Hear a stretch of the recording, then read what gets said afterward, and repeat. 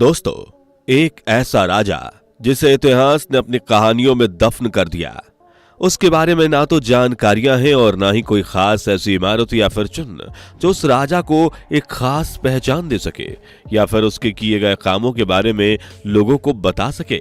फिर भी हम आपको बता देते हैं कि वो राजा दुनिया का सबसे अमीर राजा था। उसके राज्य में वजीरों की औकात इतनी थी कि उनके सामने आजकल की दुनिया के सबसे अमीर आदमी भी पानी भरते नजर आते। अब आप सोचिए, जब वजीर इतने अमीर थे तो राजा के पास कितना पैसा और कितनी धन दौलत होगी। रहने दीजिए, आप नहीं सोच सकते।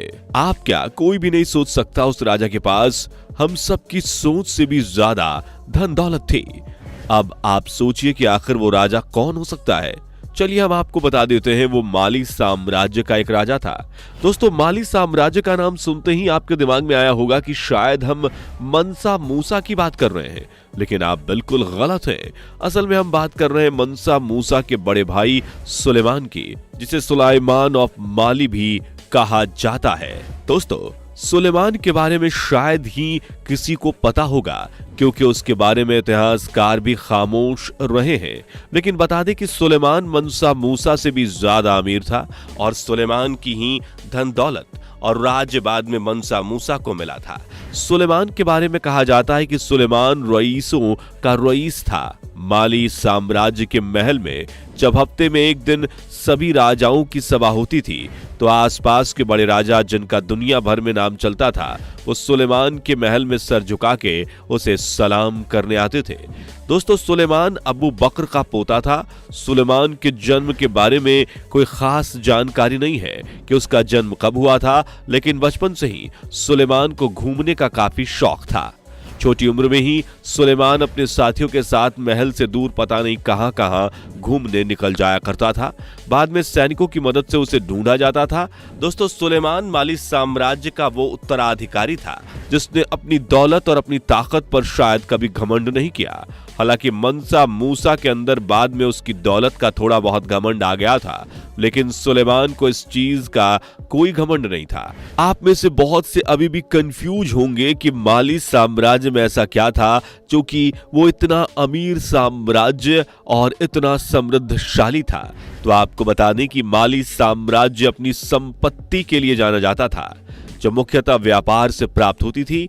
माली साम्राज्य ने महत्वपूर्ण व्यापार मार्गों को नियंत्रित किया जो पश्चिम अफ्रीका को उत्तरी अफ्रीका और भूमध्य सागरीय दुनिया से जोड़ते थे। इन मार्गों से जो सोना, नमक और अन्य वस्तुओं का व्यापार होता था, जिससे माली साम्राज्य उस समय दुनिया के सबसे धनी साम्राज्यों में से एक बन गया था।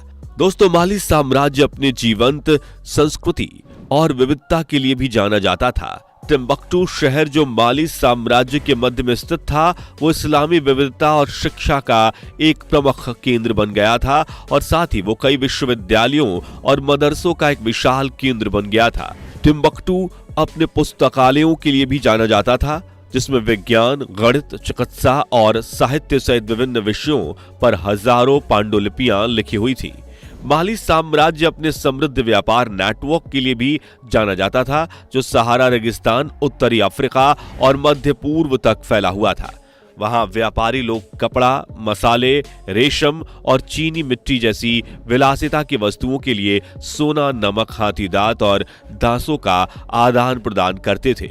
11वीं शताब्दी में इस्लाम को माली साम्राज्य में पेश किया गया था। मंसा मूसा सहित साम्राज्य के कई शासक कट्टर मुसलमान थे और उन्होंने पूरे पश्चिम अफ्रीका में इस्लाम धर्म को फैलाने में मदद की, लेकिन अफसोस इस्लाम यहाँ का प्रमुख धर्म नहीं बन पाया। दोस्तों, सुलेमान देखने में कुछ खास नहीं था। उसका रंग भी काफी काला था, इसलिए सुलेमान के पास श्रृंगार करने की पूरी एक टीम थी, जिसमें करीब 100 लड़कियां थी और उस टीम की हर लड़की अपने आप में कुछ ना कुछ खास जानती थी। सुलेमान बिना मेकअप यानी बिना श्रृंगार किए कभी बाहर या फिर सभा में नहीं आता था और सुलेमान का मेकअप करने के बाद वो इतना ज्यादा सुंदर लगता था कि देखने वाली की नजरें उस पर से हटती ही नहीं थी। लेकिन बिना मेकअप के अगर कोई सुलेमान को देख लेता था तो वो डर जाता था। सुलेमान को सुबह नहाने के लिए गुलाब जल चाहिए होता था और उसके लिए हर रोज करीब 5 से 7 हजार गुलाब लाए जाते थे। नहाने के बाद सुलेमान के नग्न शरीर पर शुद्ध चंदन के तेल से मालिश की जाती थी। ये मालिश उसकी दासियां करती थी, लेकिन इस मालिश के बाद उसे नहलाया नहीं जाता था क्योंकि सुलेमान को चंदन की खुशबू बहुत पसंद थी। उसके बाद वो सीधा ड्राई फ्रूट्स का सेवन करता था। इसके तुरंत बाद सुलेमान का मेकअप किया जाता था। दोस्तों, मेकअप में सुलेमान को करीब 2 से 3 घंटे लगते थे और करीब 10 बजे वो राजगद्दी पर आता था। गद्दी पर आते ही उसके लिए करीब 7 तरह के जूस आते थे। वही पीकर उसका 11 बजे तक का समय हो जाता था और 12 बजे सुलेमान गद्दी छोड़कर महल में आता था, जहां पर ऊंट के बच्चे का गोश्त और चावल उसके खाने में परोसा जाता था। दोस्तों, सुलेमान को ऊंट के बच्चे का गोश्त बहुत पसंद था क्योंकि वो उसके अनुसार खाने में काफी लजीज होता था। सुलेमान रोज दोपहर में ऊंट के बच्चे का गोश्त ही खाता था। वो अलग अलग बावर्चियों से उसे अलग अलग तरीके से पकवाता था। उसकी खुराक बहुत अच्छी थी, जिसकी वजह से उसकी कद काठी और शरीर बहुत तगड़ा था। सुलेमान ने अपने खाने के लिए महल में करीब 1000 बावर्ची नियुक्त कर रखे थे, जो कि उसे हर दिन कुछ ना कुछ ऐसा खिलाते थे जिससे सुलेमान उबता नहीं था। 1 घंटे में खाना पीना होने के बाद सुलेमान शाम 5 बजे तक अपने महल में ही आराम करता था। इस बीच उसे ना तो कोई डिस्टर्ब कर सकता था और ना ही उससे कोई सवाल पूछ सकता था। शाम को उठने के बाद सुलेमान वापस अपनी राजगद्दी पर बैठता था और करीब 3 से 4 घंटे की एक लंबी बैठक होती थी। उस बैठक के दौरान वो लोगों को सुनता था, राज्य के बारे में अच्छी बुरी बातें सुनता था, उन पर अमल करता था कि कहां पर क्या बदलाव करने हैं और क्या नहीं। सुलेमान नियमों का काफी पक्का था। उसके बनाए हुए नियमों को अगर कोई तोड़ के आगे बढ़ता था या फिर उन नियमों को तोड़ने की कोशिश करता था तो उसके साथ जो होता था उसकी गवाह पूरी आवाम होती थी। हालांकि मस्जिदों और मदरसों में उस समय कुछ लोग नापाक हरकतें करते थे। वहां छोटे बच्चों को अगवा कर लिया जाता था और कई बार तो वहां छोटे बच्चों की लाश तक मिली थी, जिसको देख सुलेमान ने हर मदरसे और मस्जिद में अपने सैनिक भिजवा दिए थे ताकि वहां किसी तरह की कोई गलत हरकत ना हो सके, और अगर कोई गलत हरकत करता हुआ पकड़ा जाता था तो उसके सैनिक उस गलत करने वाले व्यक्ति को उसके आगे पेश करते थे, जिसके बाद सुलेमान उसे लोगों के बीच एक जगह बांधकर उसके ऊपर लोगों से तब तक पत्थर मरवाता था जब तक वो दम नहीं तोड़ देता था।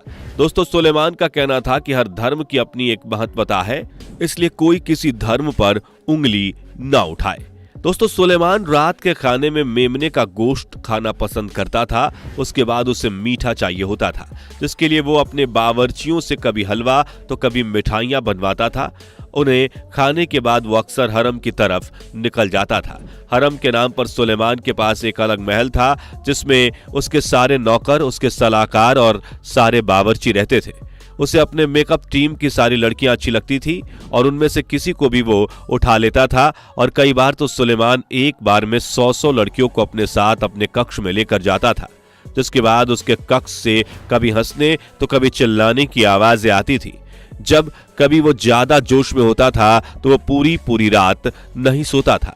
इस तरह से उसका एक दिन बीतता था। लेकिन दोस्तों, एक रंगीन जिंदगी जीने वाले सुलेमान की जिंदगी में एकदम से बदलाव तब आया जब वो अचानक से सब कुछ छोड़ छाड़ के अचानक से ही हज के लिए निकल गया था। आपको शायद ना पता हो तो आपको बता दें कि हज मुस्लिमों का एक पवित्र स्थान है जहां पर जाना हर मुस्लिम का सपना होता है। सुलेमान वहां गया था। असल में वो ये कहकर निकला था कि वो हज के लिए जा रहा है, लेकिन वो हज नहीं पहुंचा था। हज में जाते समय सुलेमान के साथ करीब 2000 लड़कियां, 10,000 सैनिक और ना जाने जानवरों का कितना बड़ा काफिला था। कई दूरी की यात्राओं में सुलेमान अपने रथ जैसी पालकी में लड़कियों के साथ नंगा पड़ा रहता था। इस बात को बल इस बात से मिलता है जब IBN इशाक और अल मसूदी जैसे दिग्गज इतिहासकार सुलेमान के बारे में लिखते हैं कि सुलेमान एक मनमौजी और अय्याश राजा था। वो चाहकर भी अपनी अय्याशियां छोड़ नहीं सकता था। लड़कियां उसकी कमजोरी थीं। वो लड़कियों को देखकर अपने आप को नहीं रोक पाता था। महल में रातों रात अय्याशी और लड़कियों का नंगा नृत्य, उसका नंगा बदन सुलेमान को अपनी ओर खींचता रहता था। इन सब के बावजूद भी कहीं कहीं पर उसे बहुत महान बताया गया है। सुलेमान के शौक जैसे शौक शायद ही किसी राजा के रहे हों। महल में बचे हुए खाने को वो ना खुद खाता था और ना ही किसी सैनिक को खाने देता था। उस खाने को अक्सर वो फिकवा देता था। कई बार महल के बूढ़े मौलवियों ने उसे समझाया कि खाने को फेंकने से अच्छा है कि तुम इसे अपने महल के जानवरों को खिला दिया करो, लेकिन सुलेमान को लगता था कि उसके महल के जानवर भी अच्छा खाना खाएंगे। खाने की इतनी बर्बादी देखकर एक बूढ़े व्यक्ति ने सुलेमान से कहा था कि आज जिस खाने को तुम फिकवाते हो, एक दिन उसी खाने के लिए तुम्हारे बच्चे भीख मांगेंगे। और दोस्तों, हुआ भी कुछ यूं ही। जब माली साम्राज्य का अंत नजदीक आया था तो उसे लगातार व्यापार में हानि होने लगी और उसका सोना उसके राजाओं ने अपने घमंड के चलते इधर उधर अपने घिनौने शौकों के चक्कर में बर्बाद कर दिया। हाल ये हो गया था कि अब माली साम्राज्य के लोग दिन में सिर्फ एक बारी खाना खाकर गुजारा करते थे और थोड़े ही समय बाद महल में लोग भूख से मरने लगे थे। उनका हाल इतना बुरा हो चुका था कि माली साम्राज्य की लड़कियों के पास पहनने के लिए कपड़े तक नहीं बचे थे और धीरे धीरे पूरा माली साम्राज्य, जो कभी सबसे अमीर साम्राज्य था, वहां लोग एक दूसरे को मारने लगे थे और इस तरह माली साम्राज्य का पतन हो गया था। तो दोस्तों, ये है माली साम्राज्य के सबसे मनमौजी सुल्तान सुलेमान की कहानी। आपको कैसी लगी नीचे कमेंट करके जरूर बताएं। जाने से पहले वीडियो को लाइक शेयर जरूर करें और ऐसी ही और वीडियोस के लिए इस चैनल को सब्सक्राइब करके बेल नोटिफिकेशन को भी जरूर ऑन कर लें। धन्यवाद।